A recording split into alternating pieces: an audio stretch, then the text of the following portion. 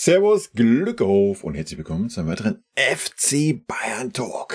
Ja Leute, Neuausrichtung im Vorstandsbereich Sport, gehen wir gleich mal drauf ein.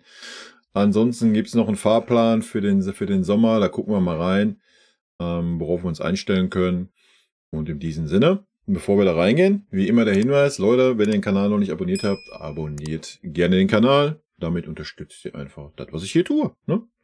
Gut, damit gehen wir mal rein. Ich fahre mal auf hier den Bums. Neuausrichtung im Vorstandsbereich Sport. Walter Wrefra wird ab 1. Juli als Head of Performance beim FC Bayern das Thema Athletik und Performance clubübergreifend verantworten.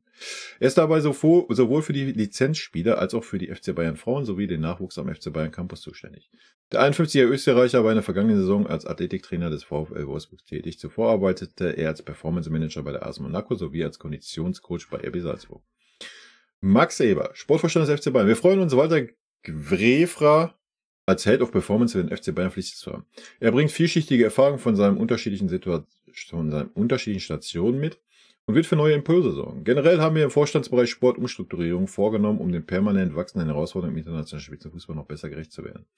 Dabei war es uns wichtig, bewusst auf Kräfte zu setzen, die wissen, wofür der FC Bayern steht und wo er hin möchte. Wir sind davon überzeugt, dass unser Club für die Zukunft auch hinter den Kulissen höchst professionell und bestens aufgestellt ist. Im Zuge der strukturellen Neuausrichtung nimmt Katlin Krüger, ehemals Head of Team Management und Projekt Lead Sport, als Senior Leading Expert Sportstrategie und Development. Ich kann es nicht aussprechen. Alter, das ist soweit. Development eine Stabsstelle im Vorstandsbereich Sport ein, um die Verbindung und Synergien aller Bereiche im Sport zu koordinieren, zu evaluieren und mit den Verantwortlichen zu optimieren. Ja, ich denke, allein an diesen Einsatz sieht man schon, dass wir nicht mehr nur ein Sportverein sind. Ja. Alle ganz, ganz tolle Titel, hochtrabende Titel. So ist das in der heutigen Zeit, Leute. Teamleiter, Teammanagement, Lizenzspielerbereich wird Maciej Jagielowicz, in dessen Team Samuel Geiler intern aus dem Bereich Partnerbetreuung des FC Bayern wechselt. Bereits seit dem 1. Januar unterstützt Bastian Wernschein, zuvor 3 Jahre im Teammanagement und seit 2017 im Verein. Sportvorstand Max Eberl und Sportredakteur Christoph Freund als Referent Sport. Wild. Ja, interessanter ist ja eher die Tatsache, dass wir unseren langjährigen, 10-jährigen Athletik-Verantwortlichen entlassen haben.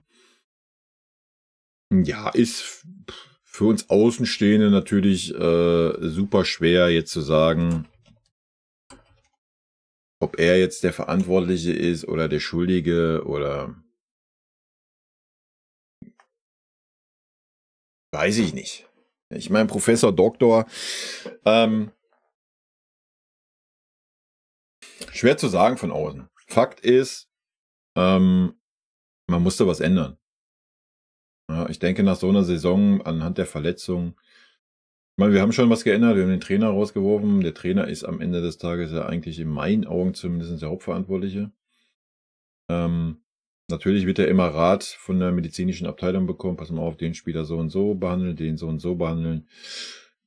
Von daher weiß ich nicht, ob es da noch ein Bauernopfer gebraucht hätte. Das hätte man auch einfach dem Tuchel in die Schuhe schieben können. Ob er jetzt dafür der Verantwortliche war oder nicht, oder seine Athletiktrainer, whatever.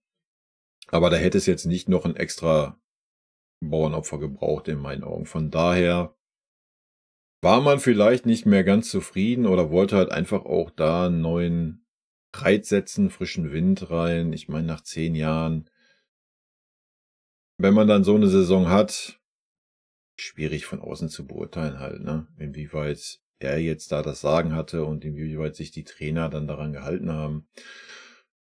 Deswegen super schwer zu beantworten. Wir werden einfach uns die neue Saison angucken müssen und müssen schauen, ob es da besser ist. Ja? Oder ob wir da wieder so unendlich viele Muskelverletzungen haben. Ich meine, es war eine EM.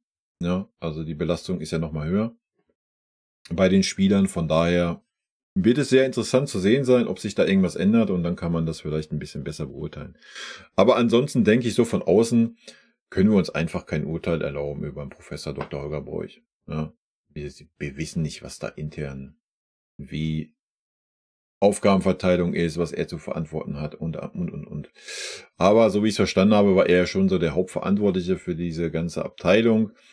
Und wenn man dann meint, die Abteilung hat keine gute Arbeit gemacht, ja, wie heißt es immer so schön, was er ja auch immer bringt, der Fisch fängt am Kopf an zu stinken. Und da muss man einfach was ändern. So, ne? Ob das jetzt fair ist oder nicht, weiß ich nicht, können wir sehr, sehr schwer beurteilen, denke ich. Aber ja, so ist es einfach. Ne? Und da müssen wir das hinnehmen und gut ist, denke ich. Ja. Gut, gehen wir noch rein in den Sommerfahrplan des FC Bayern. Der Sommerfahrplan 2024. Ein bisschen Geduld ist noch gefragt, aber die Planungen laufen bereits auf Hochtouren. Nach einem prall gefüllten Fußballsommer startet der deutsche Rekordmeister am 15. Juli. Einen Tag nach den Endspielen der Europameisterschaft und der Copa America in die Vorbereitung. Das ist schon wild. Um die Basis für eine erfolgreiche Saison 2024-25 zu legen. Wenn wir jetzt davon ausgehen, dass wir ja fast nur Nationalspieler haben, gut, es werden nicht alle bis ins Finale kommen, aber trotzdem wild.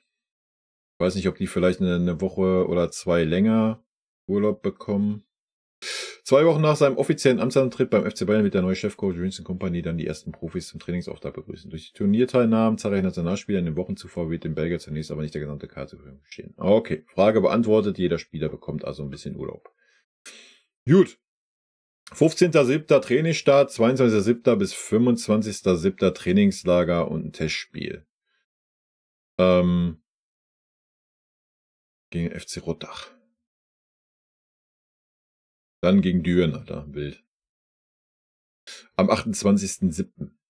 Am 31.07. bis 5.08. die Audi Summer Tour, kennen wir ja schon, ne? Auch hier Tottenham, ich denke mal, das sind einfach noch Spiele, wo die Kohle noch an Tottenham fließen wird für den Harry Kane. 10.8. dann halt nochmal das Testspiel, oder kann auch sein, dass nur das Testspiel vereinbart wurde und Audi Summer Tour, weiß nicht, ob Audi das vorgibt, wer da die Gegner sind, keine Ahnung. Am 16.8. dann erste Runde DFB-Pokal. 3 Tage nach meinem Geburtstag. Leute, bis oben, da geht's ab. Gegen Ulm wird ein sehr, sehr interessantes Spiel, denke ich. Aber ja, am Ende des Tages müssen wir uns da durchsetzen. Gut, Trainingslager am Tegernsee. Zu Beginn stehen für die ersten Spieler Mitte Juli eine medizinische Untersuchung sowie die Leistungsdiagnostik auf dem Programm. Air Company, die bereits anwesenden Profis am 17. Juli erstmals auf den Rasen versammeln wird. Eine Woche darauf geht es für die Münchner vom 22. bis zum 25. Juli ins Trainingslager am Tegernsee. Im Rahmen dessen der FC Bayern am 4. Juli wieder ein Testspiel gegen den ortsansässigen FC Rottach-Egern bestreiten wird. 9. Audi Summer Tour. Nach einem weiteren Freundschaftsspiel am 28. Juli beim Regionalligisten 1. FC Düren werden die Münchner vom 31. Juli bis zum 5. August zum bereits 9. Mal auf die Audi Summer Tour gehen. In diesem Sommer wird der Rekordmeister Südkorea besuchen und dort neben zahlreichen weiteren Veranstaltungen am 3. August im Rahmen der Coupang Play Series auch ein Testspiel gegen Tottenham Hotspur in Seoul bestreiten.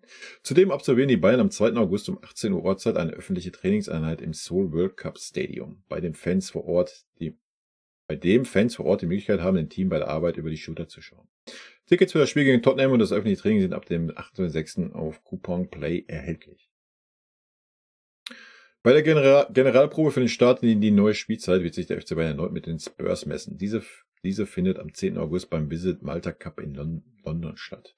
Das erste Pflichtspiel der Saison bestreitet das Team von Vincent Kompany 6 Tage drauf am Freitag, 16. August in der ersten DFB-Pokalrunde beim SSV Ulm 1846, bevor eine Woche später die Bundesliga wieder losgeht.